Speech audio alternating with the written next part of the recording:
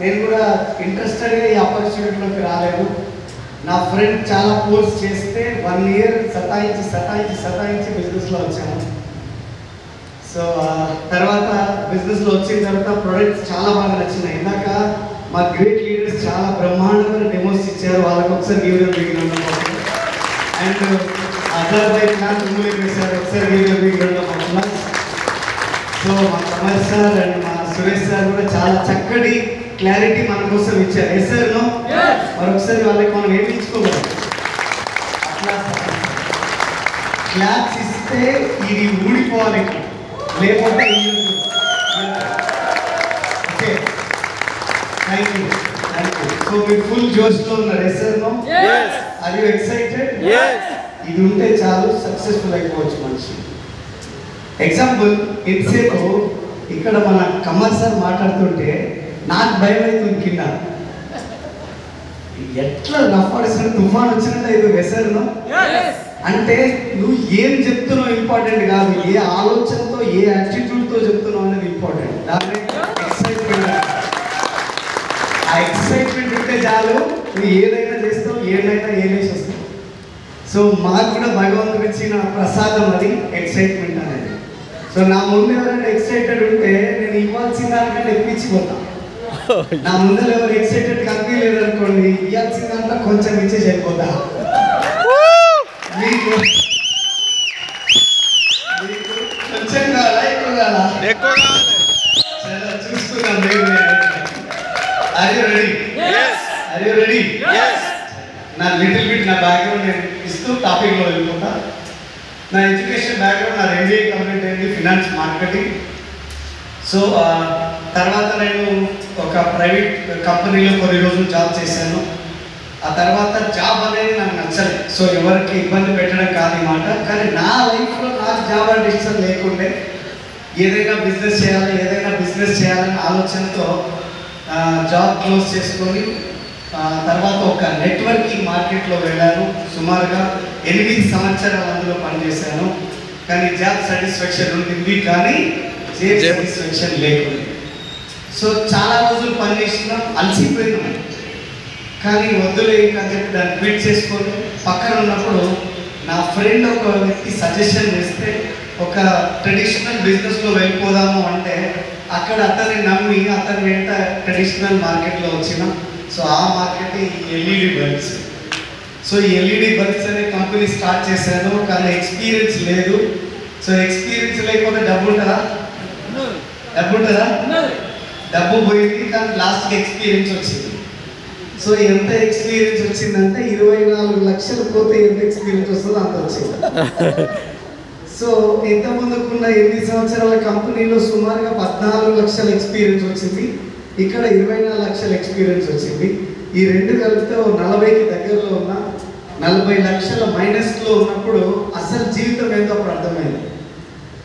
ఏం చేయాలో దిక్కుతోచని పరిస్థితి. అట్లాంటి సిచ్యువేషన్లో ఇంకా కొత్త ఐడియాస్ మైండ్లో రావడం జరుగుతుంది. ఏం చేయాలా, ఎట్లా చేయాలా? ఒకసారి ఆలోచించండి. 26 సంవత్సరాలు 25 సంవత్సరాలు, కానీ వెనకాల చూస్తే 40 లక్షల అప్పు ఉంది. భయం అవుతుందా కాదా?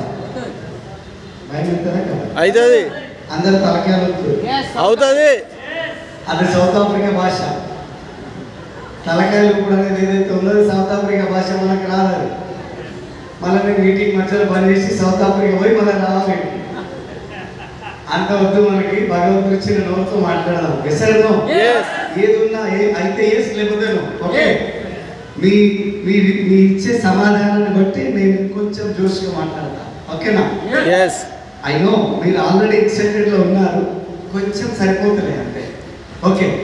సో అలా ఉన్నప్పుడు ఒక్కొక్కసారి ఆలోచన మైండ్ అంతా డైవర్ట్ అవుతుండే.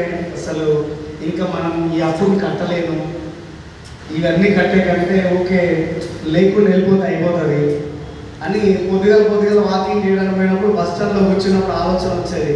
ఏదైనా ఒక బస్సో లారో అడ్డం పోతే లొల్లిపోతుంది. ఏమో ఈ కట్టేది వచ్చేది కదా, ఏమంటారు అంతే కదా. కట్టెలు కూడా లేకపోతే ఇంకేమన్నా పైసలు. సో ఇట్లాంటి ఆలోచన వచ్చేది. కానీ వెంటనే అనుకున్నది, అరే భగవంతుడు మనకిచ్చిన ఈ లైఫ్ని నా చేతులారా నేను పోగొట్టుకుంటే ఇంకా దీని అర్థం ఏముంది? ఎస్ఆర్నో? అవునా కదా. ఇది కాదు లైఫ్. నా కోసం కూడా దేవుడు ఏదో ఒకటి క్రియేట్ చేసి ఉంటాడు.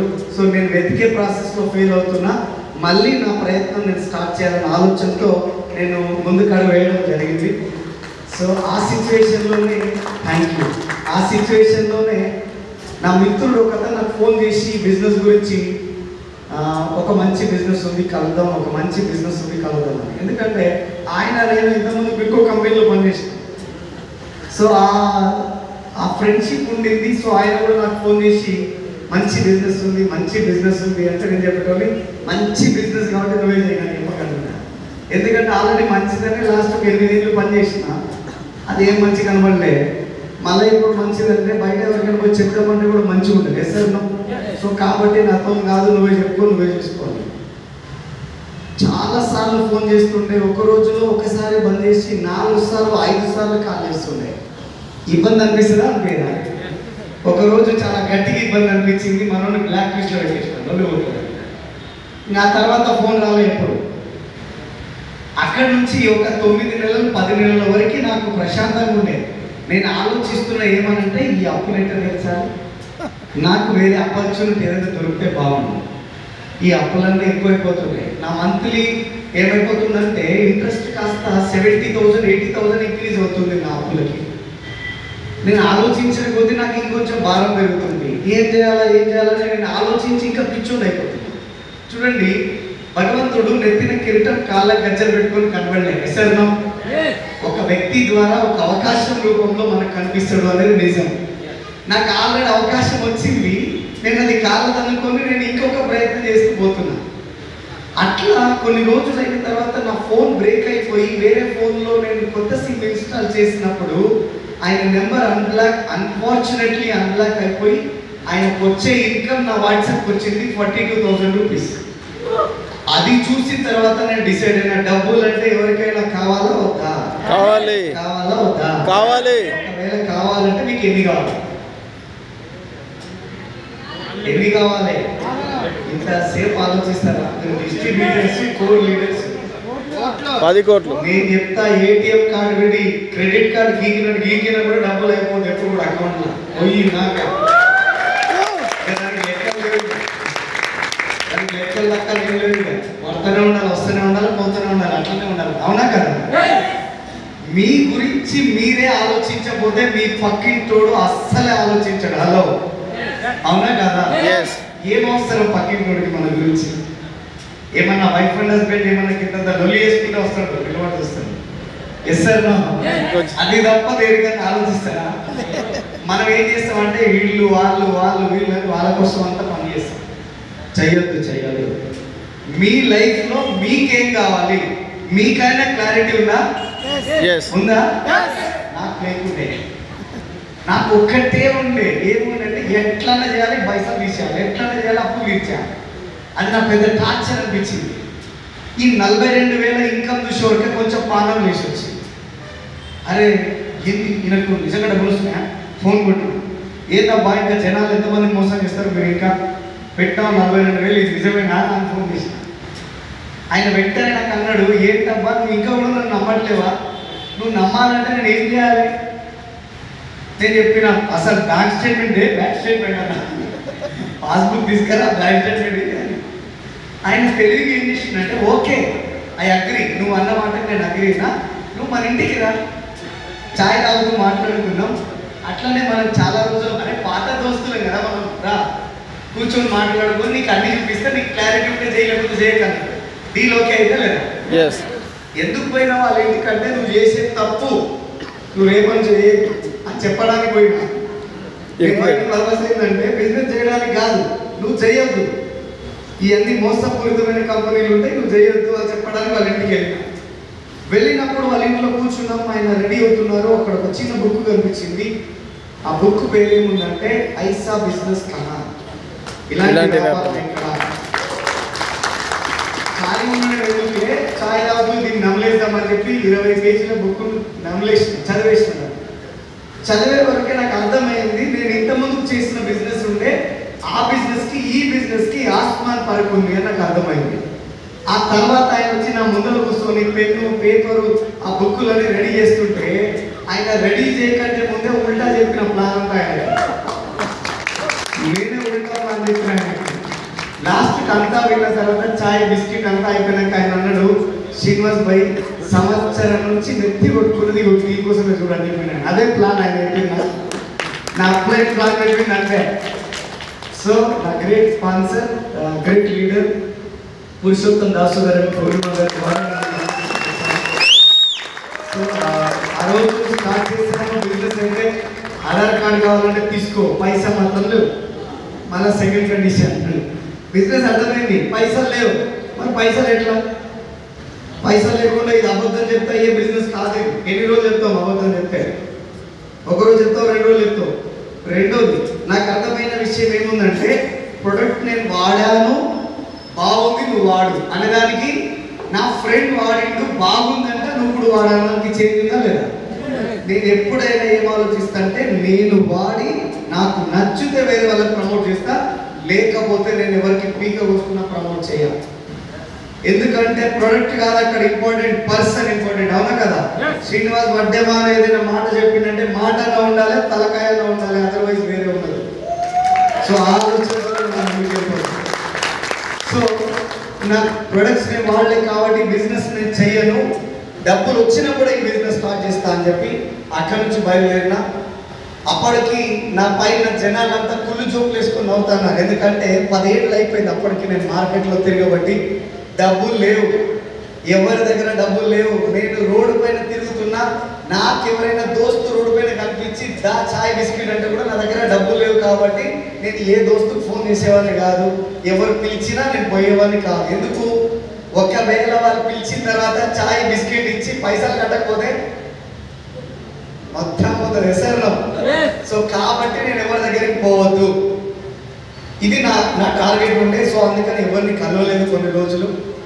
జనాలందరూ ఏమనుకుంటున్నారంటే, ఇంకా వాడేదో బిజినెస్ చేసిండంట, ఇల్లే కడతాడంట, పెద్ద పెద్ద కార్లే కొట్టాడంట, హెలికాప్టర్ కూడా తీసుకుపోతాడంట మనోడు అని చెప్పేసి. ఏమది హెలికాప్టర్ కరెక్టే కదా?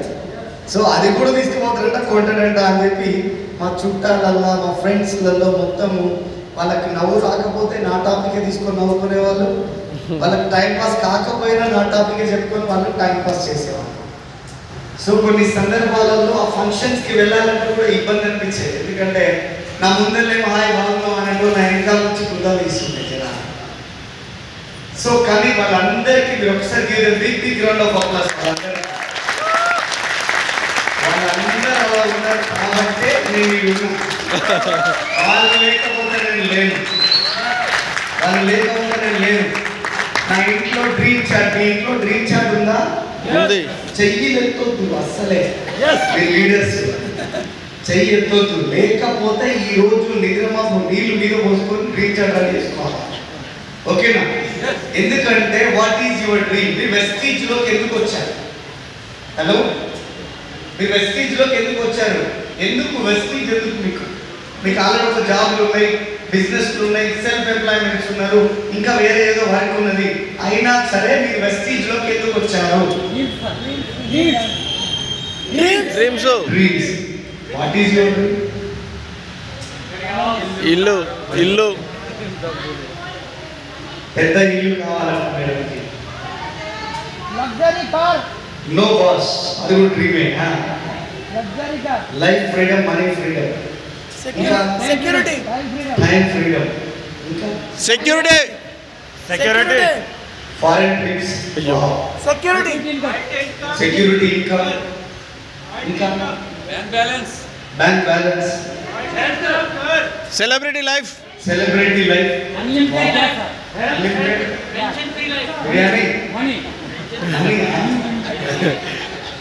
నెలకు 5 లక్షలు ఇన్కమ్, ఫ్రీడమ్, మంచి హెల్త్ రావాలి. అవునా? నిజమేనా? Tension free life. అబ్బో ఆయన కొట్టండి క్లాస్ ఒకసారి. Tension free life. ఎందుకంటే పీస్ ఆఫ్ మైండ్ తో ఎవరు బతకట్లే, పీసెస్ ఆఫ్ మైండ్ తో అందరు బతికేస్తారు. ఇంత ముక్క వైఫ్ కాదు ఉంటుంది, ఇంత ముక్క పిల్లలు కాదు, ఇంత ముక్క బాస్ కాదు, ఇంత ముక్క నా దగ్గర ఉంటుంది, ఈ నా దగ్గర ఉండి పక్కన కూడా వీకే తింటున్నారు. ఎస్ఆర్ ఇంకేముంది టెన్షన్? ఆడ ఫ్రీ ఏముంది? Yes sir no? చిన్నప్పుడు మీ స్కూల్ వెళ్ళినప్పుడు మీ టీచర్ మిమ్మల్ని అడిగారు ఏమనంటే పెద్దగా అయిన తర్వాత ఏమవుతావు అని. Yes sir no? ఎంతమంది గుర్తుంది అది? ఎంతమంది గుర్తుంది? కొంతమందికి గుర్తుంది కానీ హ్యాండ్ ఒక ల్యాండ్ వచ్చేది మీ ఇష్టం. సో గుర్తుందా లేదా? అప్పుడు మనం ఏం చెప్పుకుంటాం? నాకు కనిపించిందనే చెప్పిన. ఒకసారి లాయర్, ఒకసారి పోలీసు, ఒకసారి డాక్టర్, ఏది కనబడుతుంది చెప్పటం, ఏది వినబడుతుంది చెప్పటం. కానీ మన ఏజ్ ఒక 25 ఏళ్ళు 30 ఏళ్ళు వచ్చిన తర్వాత ఎవరన్నా మనల్ని మీ జీవితంలో నువ్వు ఎట్లాంటి లైఫ్ లీడ్ చేద్దాం అనుకుంటున్నావు, ఎట్లాంటి బతుకుదాం అనుకుంటున్నావు అని ఎవరైనా అడిగిరా? Yes sir no? ఒకవేళ ఆ మాట ఎవరైనా అడిగితే వాడు పిచ్చోని కంటే గొర్రెగా కనిపిస్తున్నాడు. ఈయనకంట డూప్లెక్స్ ఇల్లు కావాలంటే చూడు, ఈయనకంట నేను ఒక డూప్లెక్స్ కొందాం అనుకుంటున్నారా అన్న కూడా పాపమే ఇప్పుడు మనలో. ఎందుకంటే వాడు పక్కన పోయి మన గురించి నెగిటివ్ మాట్లాడుతున్నారు, అవునా కదా? నేను కూడా నాకు కూడా అడిగిన ఆయన ఎట్లాంటి లైఫ్ లీడ్ చేద్దాం అనుకుంటున్నావు, వాట్ ఈజ్ యువర్ డ్రీమ్ అని. వెళ్ళిపోయి ఇంటికి వెళ్ళిపోయిన తర్వాత పెన్ను పేపర్ ఎత్తుకొని రాయడం స్టార్ట్ చేస్తే ఒక్కటన్నా రావట్లేదు. ఎందుకంటే లైఫ్ మీద క్లారిటీ లేదు, డబ్బులు లేవు, తర్వాత సంపాదిస్తానన్న నమ్మకం లేదు, ఏమని రాయాలి? సో కాబట్టి పెన్ను కదలలేదు. ఆ రోజు ఆపేసిన, ఆలోచించడం స్టార్ట్ చేసిన. అప్పుడు రియల్గా నా లైఫ్ స్టార్ట్ అయింది, రీబర్త్ అయింది. అరే నిజంగా నాకు ఏం కావాలి? పుట్టినాం, ఏదో ఒక రోజు పోతాం. ఎస్ఆర్నో? అది నిర్ణయమే, ఇది కూడా నిర్ణయమే. ఒక మనిషి జీవితం ఒక పుస్తకం లాంటిది, రోజు ఒక పేపర్తో సమానం. ఈరోజు ఆ పేపర్లో ఏముంటే అదే మీ లైఫ్ లీడ్ అవుతుంది. ఎస్ఆర్నో? రాసుకొని వచ్చినాం ఆల్రెడీ. నాకు అనిపించింది ఎట్లా, ఏం చేస్తే డబ్బులు వస్తాయి, ఏం చేస్తే నీ డ్రీమ్ ఫుల్ఫిల్ అయితే అని చెప్పేస్తే లేదు ఫస్ట్ నీ డ్రీమ్ని నువ్వు చూసుకో, ఆ తర్వాత నీ డ్రీమ్ గురించి ఆలోచన చేయడం స్టార్ట్ చేయి. ఎప్పుడైతే చూస్తావో ఆలోచన వస్తుంది అని ఒక పెద్ద ఇల్లు ఫోటో, పెద్ద కార్ ఫోటో, తర్వాత gold, bank balance, life free job, తర్వాత ఫారెన్ ట్రిప్స్, ఇవన్నీ అందులో పెట్టి హాల్లో నడి హాల్లో పెట్టా ఇంట్లో. అక్కడి వరకు చుట్టాలు వచ్చినప్పుడు చాలా మంది డ్రీమ్ లిస్ట్ పెట్టారంటే పెట్టారు. ఎందుకు పెట్టారు తెలుసా? ఏమో సార్ మా చుట్టాలు వచ్చి చూస్తే, వాళ్ళు నవ్వుతే, వాళ్ళు ఏదైనా మాట్లాడుకుంటే నా గురించి పిచ్చోడో బాగలా పిచ్చోడో అనుకుంటే, అందుకని పెట్టాం. ఉన్నాయి డ్రీమ్స్, ఇక్కడ ఉన్నాయి సార్, గుండె నిండా డ్రీమ్స్. వస్తాయా బయటికి? వస్తాయా? రావు. సో నేను ఆ మంచి పని చేశాను. అదొక సీడీలో విని, మన అప్లైన్స్ చెప్తున్న మాటలను విని ఆ డ్రీమ్ చార్ట్ రెడీ చేసుకున్నాను. ఎవరు వచ్చినా, ఎవరు పోయినా, ఎవరు నవ్వినా, ఎవరు నవ్వకపోయినా, ఎవరు బతికినా, ఎవరు సచ్చినా, నా డ్రీమ్ నాదే. Yes sir no? నా డ్రీమ్ నాదే. సో ఆ రోజు తీసుకుపోయి గోడ పైన స్టిక్ చేశాను. రోజు దాన్ని డ్రీమ్ చేయడం స్టార్ట్ చేశాను. సో కొంతమంది వస్తారు, ఆ డ్రీమ్ చార్ట్ చూస్తారు, నన్ను చూస్తారు. డ్రీమ్ చార్ట్ చూసి నవ్వుతారు, తర్వాత నన్ను చూసి నవ్వుతారు. కొన్ని రోజుల తర్వాత మా అమ్మ మా నాన్న ఉంటే, మీకైనా పిచ్చి ఉందా లేకపోతే మంచి ఉందా, మీరైనా వాడంటే పిచ్చోళ్ళ లెక్క తిరుగుతున్నాడు, మీరైనా వాళ్ళు చెప్తే అయిపోతుండే కదా. వాడు ఏంది, ఆ బొమ్మలు ఏంది, ఆ కథ ఏంది, వాడు తిరుగుడు ఏంది, రోడ్ల పైన 12 గంటల రాత్రి వాడే తిరుగుతుండు, ఆడ మనిషా లేకపోతే పిచ్చోడైనా ఏమైండు మీకు అర్థమవుతున్నా. కొన్నిసార్లు ఈ జనాలు చెప్పిన మాటకి మా నాన్న ఫీల్ అయ్యి నా డ్రీమ్ చార్ట్ తీసేసి పక్కకి, ఏమనలేదు. ఇంకా చిన్న సైజు ఉండే డ్రీమ్ చార్ట్ మా నాన్న తీసేసిన తర్వాత సైజ్ పెంచేసిన. మళ్ళీ ఒకసారి తీసేస్తే సైజ్ ఇంకొంచెం పెంచాను. ఇంకా తీయలే మళ్ళీ ఎప్పుడు. ఎందుకంటే వీడు ఒకవేళ మర్చిపోయి తీసేస్తే వీడు ఇల్లే పెడతాడు, అప్పుడు మామూలుగా ఉండదు ఇక కథ అని చెప్పేసి ఆయన తీయలేదు తర్వాత. సో అలా నా డ్రీమ్ స్టార్ట్ అయింది. కానీ చెప్తా చూడండి నా డ్రీమ్. ఎందుకు డ్రీమ్ అని చెప్తున్నా అంటే, వెస్టీజ్ నుంచి నా ఫస్ట్ మంత్ ఇన్కమ్ 164 రూపీస్, 164 రూపాయలు. నేనేం పని చేయలేదు, ప్రోడక్ట్ కొనుక్కొని ఇంటికి వెళ్ళి మళ్ళీ నెక్స్ట్ 10 డేస్ తర్వాత చూస్తే నాకు వచ్చిన ఇన్కమ్ అది. నాకు ఒకే ఆలోచన వచ్చింది, కిరాణా షాప్ వాడి దగ్గరకు పోతే ఈ 160 రూపాయలు కూడా ఇయ్యాడు కదా. చేశాను. కానీ వీళ్ళు ఇచ్చిర్రంటే మనకు వచ్చేది ఏదో వస్తాయి కదా. నేను చేస్తే వచ్చేది వస్తుంది అనేది నాకు అర్థమైంది. ఆ నెక్స్ట్ మంత్ బిజినెస్ చేయడం స్టార్ట్ చేసిన. నెక్స్ట్ మంత్ 512 రూపీస్ వచ్చింది. థర్డ్ మంత్ ఈ బిజినెస్ నుంచి 17,900 రూపీస్ తీసుకున్నా బ్రాంచ్. సో ఈరోజు నా లాస్ట్ మంత్ ఇన్కమ్ వెస్టీజ్ నుంచి 9,99,296 రూపాయలు. అయిందా? ఎస్ ఇన్కమ్ సెట్ అయిందా? సెట్ అయింది span of 5 5 years. Years corona తీసేస్తే 3.5 ఏళ్ళలో ఇటున్నాం. ఓకే, తర్వాత నెక్స్ట్ మనం ఏమంటే పెద్ద ఇల్లు కావాలి అని. Yes sir no? ఇదే వెస్టీజ్ నుంచి నేను ఒక 6 bedrooms తో కలిగిన ఒక పెద్ద విల్లా కొనుక్కున్నా, వర్త్ ఆఫ్ 2.5 crores తో. కొన్ని సందర్భాలలో మా మదర్ చెప్పిన, మా అమ్మ తిడుతుంటే పోయి కాళ్ళకు దండం పెట్టడం, తిట్టడం బంద్ చేస్తుందని. అరే ఇది ఒకటి నేర్చుకున్నాను నువ్వు అంటుండే మా అమ్మ నన్ను ఎప్పుడు. ఆ తిట్టడం బంద్ చేసినప్పుడు చెప్పేటువంటి అమ్మ నా ఇంట్లో మన ఇంట్లో సినిమా థియేటర్ కడతా, ఆ థియేటర్లో నిన్ను కూర్చోబెట్టి KFC చికెన్ లెగ్ పీసులు తినిపిస్తాను అని చెప్పేటం. ఒరే మా అమ్మ ఏమంటుండే తెలుసా, ఒరే ఈ మాట అంటే అన్నావు కానీ చుట్టాల ముందర మాత్రం అన్నావు. కానీ నా డ్రీమ్ హోమ్లో అదే సినిమా థియేటర్లో ఆమెను కూర్చోబెట్టి అదే లెగ్ పీసులు తినిపించిన ఆమెతో ఆ రోజు మనం తెలంగాణలో మన కాడ సుక్కలు బుక్కలు అన్నీ నడుస్తాయి. సార్ అవునా కదా? అది లేకపోతే మన కథ వేరుంటది. అవునా? మా నాన్న ఎప్పుడున్నా ఎందుకు చెప్తున్నా మీకు ఇవన్నీ అంటే, ఇవి మేము ఇట్లనే డ్రీమ్ చేసినా ఇట్లనే తెచ్చుకున్నా, మీకు కూడా ఇవే ఉంది. మా నాన్న ఎప్పుడున్నా నా బండ్లే పెట్రోల్ లేదే అంటే మా నాన్న ఫోన్ చేసి వచ్చేటప్పుడు కొంచెం తీసుకురా అంటుండే. అర్థమైందా? అర్థమైంది. వచ్చేటప్పుడు కొంచెం మటకరా ఏం లేదు అంటుండే. అరే బండ్లే లేదు పోయడానికి, ఇక్కడ పోయడానికి ఏం లేదు, ఫోన్ చేసి ఈ మాట అంటున్నావు అని చెప్పి అనేటోండి. కానీ కొన్నిసార్లు బాధ అయింది, కొన్నిసార్లు ఇబ్బంది అనిపించింది, డబ్బులు లేక కొన్నిసార్లు బాధ అయింది. అరే మా ఫాదర్ అడిగితే నేను ఇంటిపోతున్నా ఏందిరా ఈ అమ్మ అని చెప్పి ఆ పోయి ఆ రోజు నైట్ డ్రీమ్ చార్ట్లో రాసిన ఆ ఇంట్లో బార్ కౌంటర్ కూడా ఉండాలి అని చెప్పేసి రాసి పెట్టేసిన. ఎప్పుడైతే నేను డబ్బులు సంపాదించే క్రమంలో రోజు ఫోన్ చేసి తీసుకురా ఒకేసారి తీసుకుపోయి 3-4 లక్షలు అందులో పెట్టినా, రోజు పోయి చూస్తుండు, కిందికి వచ్చి తింటుండు. ఏది నాన్న అంటే ఆయన అంటున్నాడు, ఏమో అవి చూస్తే తాగబోతే తెలియదు. సో అంత పెద్ద ఇల్లు కొనుక్కున్నా, ఈరోజు బ్రహ్మాండంగా ఎంజాయ్ చేస్తాను. సో వెస్టీజ్ నుంచి స్కోడా రాపిడ్ కార్ కొనుక్కున్నా, వర్త్ ఆఫ్ 20 lakhsతో. సో దాని తర్వాత మళ్ళీ మా నాన్న నాకు నా లైఫ్లో ఎవరైనా హీరో ఉన్నట్టే మా ఫాదర్, అంతే. ఆయన కోసం ఏమైనా సో స్కోడా కార్లో కూర్చుంటుండే, కింద కూర్చున్నట్టయితే కింద కూర్చున్నట్టయితే అని అంటాడు. ఏ కార్ కావాలంటే పవన్ కళ్యాణ్ నువ్వు తిరుగుతావు చూడు ఒక కార్ అంటుంటే ఇండివర్ కార్ ఆయన అడిగింది. ఇండివర్ కార్ అంటే ఆయన చాలా ఇష్టం ఉండే. సో అది కొత్త మ్యానుఫ్యాక్చరింగ్ లేదు, ఒక మంచి మోడల్ బండి చూసి ఆయనకే ఒక వచ్చిన డ్రైవర్ పెట్టిన ఊరికి వెళ్ళిపోతాడు, హ్యాపీగా పొలం తిరుగుతాడు, ఇల్లు తిరుగుతాడు, మళ్ళీ హైదరాబాద్ వస్తాడు, ఫంక్షన్స్ ఏమైనా ఉన్నాయంటే పోయేసి వస్తాడు. నేను మాత్రం మారేదా?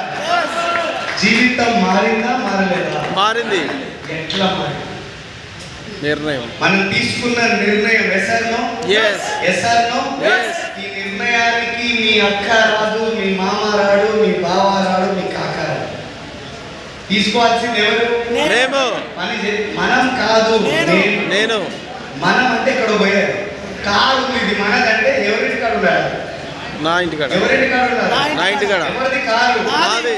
ఎవరిది? నాది. రీమోమ్ ఎవరిది? నాది. 10 లక్షలు ఎవరికి? నాకు. ఎవరు డిసైడ్ అవ్వాలి? నేను. మీ మామ డిసైడ్ అయితే నేను.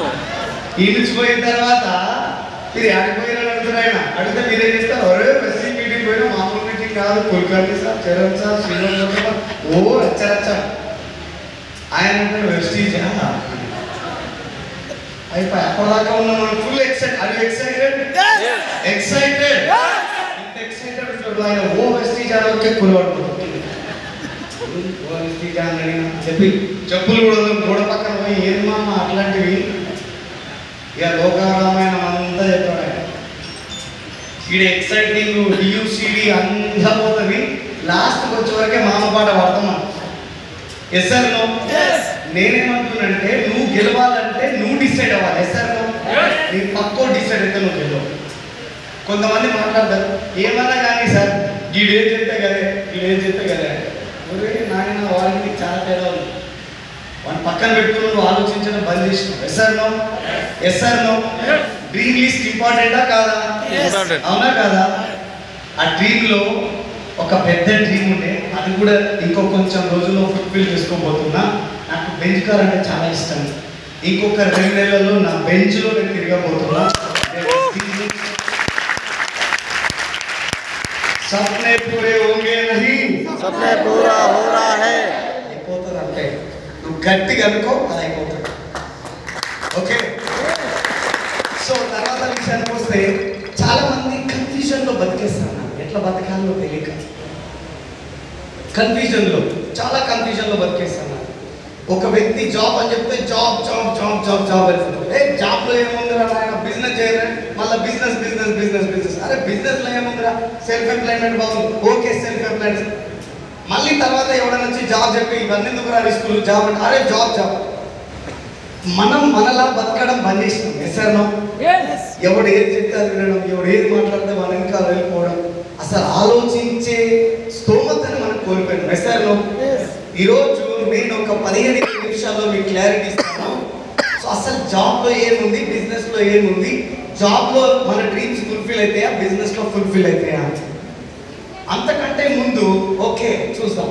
అంతకంటే ముందు మనం బతికే బ్రతుకులు ఒకసారి తలుచుకుంటే చాలా ఇబ్బంది పడే పరిస్థితి. ఎస్ఆర్నో, ఎస్ఆర్నో, ఎవడైనా నవ్విస్తే తప్ప మనం నవ్వుతున్నాం మా మామూలుగా. లేదంటే 300 రూపాయలు టికెట్ పెట్టి సినిమాకి పోయి నవ్వొస్తాం. అలా కూడా బ్రహ్మాండంగా ఉన్నాడు అంటే పోతాం, లేదంటే పోతాం. ఎందుకంటే వాడే జరుగుతుందని నవ్విస్తాడు. ఎస్ఆర్నో, ఇది ఉంది పరిస్థితి. ఎందుకంటే నవ్వడం కూడా డబ్బులు ఇచ్చి కొనుక్కునే పరిస్థితికి వచ్చేసాం. అసలు మన లైఫ్ని ఒక్కసారి మనం వెనక్కి తిరిగి చూసుకుంటే అసలు ఏముంది లైఫ్లో, మనం ఏం ఆలోచిస్తాం. పొద్దుగల టైం చూస్తే 7 అవుతుంది, అయినా మనం లేస్తామా? లేవం. 7:30 అవుతుంది, ఇంకా లేవాలి, ఎందుకంటే ఆఫీస్ పోవాలి. ఎస్ఆర్నో, వింటున్నారా? వింటున్నారా? 7:30కి లేచి సీదా కళ్ళు నలవకుండానే హాల్లోకి వస్తాం. హాల్లోకి వచ్చి రిమోట్ వెతుకుతాం. ఎందుకు? ఏమైందో న్యూస్, టీవీ కోసం రిమోట్. సో రిమోట్ దొరకదు. ఏమంటాడు ఆయన, రిమోట్ కనబడతలే, ఎటుపోయింది? కిచెన్లో ఉన్నవాడే పరిగెత్తుకుంటూ వచ్చి ఆ రిమోట్ ఏడుందో వెతికి ఆయన చేతికి ఇస్తారు. అవునా? అడగొద్దు కదా మిమ్మల్ని ఇప్పుడు, అందరూ అదే బాగుంది జనాలు. సో రిమోట్ తీసుకున్న తర్వాత టీవీ ఆన్ చేస్తే స్టార్ట్ చేస్తాడు కదా చూడు, ఈ టీవీ, మీ టీవీ, మా టీవీ, మంది టీవీ, అన్ని టీవీలు అలానే ఉంటాయి. టైం 8:30 ఇక స్టార్ట్ అవ్వాలి, రెడీ కావాలి. ఎందుకంటే 9 గంటల బయటికి వెళ్ళాలి కదా. టీవీ ఆడ పెట్టేసి పోయి స్టార్ట్ అవుతాడు. ఏమంటాడు, ఫ్రెష్ అప్ అవుతాడు, వచ్చి డైనింగ్ టేబుల్ మీద కూర్చుంటే ఆమె ఇడ్లీలు చేసి ఉంటుంది. ఆ రోజు ఇడ్లీలు చేస్తూ చేస్తూ ఈ తొందరపాటు దానిలో ఆ చట్నీలో కొంచెం సాల్ట్ వేయడం మర్చిపోతుంది. ఆ ఇడ్లీ చూపి అందులో పెట్టి నోట్లో పెట్టుకొని, మా నాయనకు నిన్ను వద్దని ఎప్పుడో చెప్పి నువ్వు నెత్తి బాగా నిన్ను తెచ్చి నా కట్ట పెట్టి నా ఊపే లేదు నా బతుకులో. అయ్యో అయ్యో అయ్యో ఏమనుకోకలే, తగ్గిందేమో జనాలు కొంచెం వేస్తాను కానీ మళ్ళీ వెంట తింటాడు. బాక్స్ కట్టిస్తే తీసుకొని ఇక బండి అయితే బండి, బస్సు అయితే బస్సు, కూడా లిఫ్ట్ ఇస్తే లిఫ్ట్, మొత్తం మీద ఆఫీసుకోవాలి. అవునా? హైదరాబాద్లో ట్రాఫిక్ ఎక్కువ, పొల్యూషన్ కూడా జరంతా ఈ మధ్యలో ఎక్కువనే అవుతుంది. ఇక పొల్యూషన్ అక్కడికి వచ్చిన తర్వాత చరణ్ సారో కుల్కర్ణి సారో కార్లు కనబడతాయి. ఆడ జర గట్టిగా వేసి పెట్టుకొని ఉంటారు కాబట్టి జర వేడి కాలు బయటకు వస్తుంది. ఇగో ఈ డబ్బున్నోళ్ళే కారణం మేము ఇట్లా బతకడానికి అని మళ్ళీ కొంచెం అనుకుంటాం. కొంచెం కేసీఆర్ తిట్టినాం, పోయింది ఆయన, ఇప్పుడు రేవంత్ రెడ్డి తిడుతున్నాం. ఈయన మంచిగా ఉండే, ఈ రోడ్ ఇట్లా ఎందుకుండే, ఈ సిగ్నల్ ఇట్లా ఎందుకుండే అంటామా లేదా?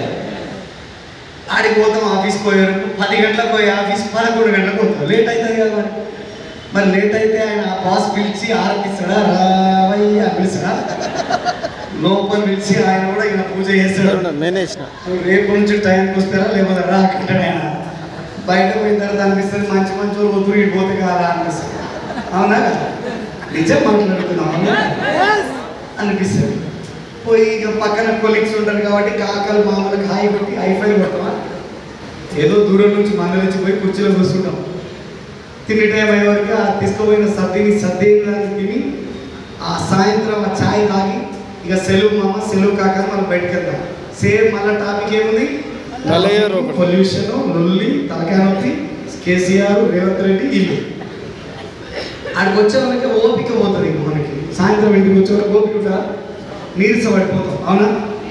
షూ ఇప్పుకోవాలంటే కూడా ఇబ్బంది అవుతుంది. కావాలంటే ఇట్లా ఇట్లా అంటే అలా పడుతుంది, ఇట్లా ఇట్లా పడుతుంది. రేపు పొద్దుగా చూసుకోవాలి దాంట్లో లోపల పోయి హాల్లో కూర్చొని మళ్ళీ ఏం చేయాలి? మళ్ళీ టీవీ ఏం చేయాలి? టీవీ తీసుకోవాలి. మళ్ళా స్టార్ట్ చేస్తాడు ఈ టీవీ, మీ టీవీ, మా టీవీ, మంది టీవీ. 8 అవుతుంది, ఇంటామో వంట అయిపోతుంది. బయటకు వచ్చి కిచెన్ నుంచి పిలుస్తుంది, ఏమండి ఏంది సీరియల్ వస్తుందండి, అది కార్తీక దీపం వస్తుందండి అంటున్నా. ఏంటిది? సీరియల్. చంద్రముఖి అంటే అర్థమవుతుందండి మీకు. ఏమంటే చంద్రముఖి వస్తుందండి అని అంటాం. అప్పుడు మనోడు ఏమంటారు తెలుసా? ఇప్పుడు చూడకపోతే ఏ దేవుడు ఏడుస్తుందంట.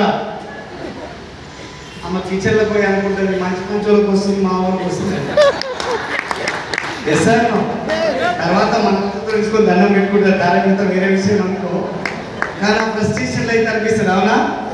అనిపిస్తుందా? అనిపించదు. 9 అవుతుంది, ఇంత అన్నం వండితే ఇంత పప్పు చారు వేసుకొని ఇక తిని ఆ పిల్లలు చేసేపు, ఈమెను చేసేపు, మనోని నా బతికిట్ అయిపోయిందని మనోని కూడా చేసేపు తెచ్చుకొని 10:30, 11 అయితే పండుకుంటాడు. అవునా?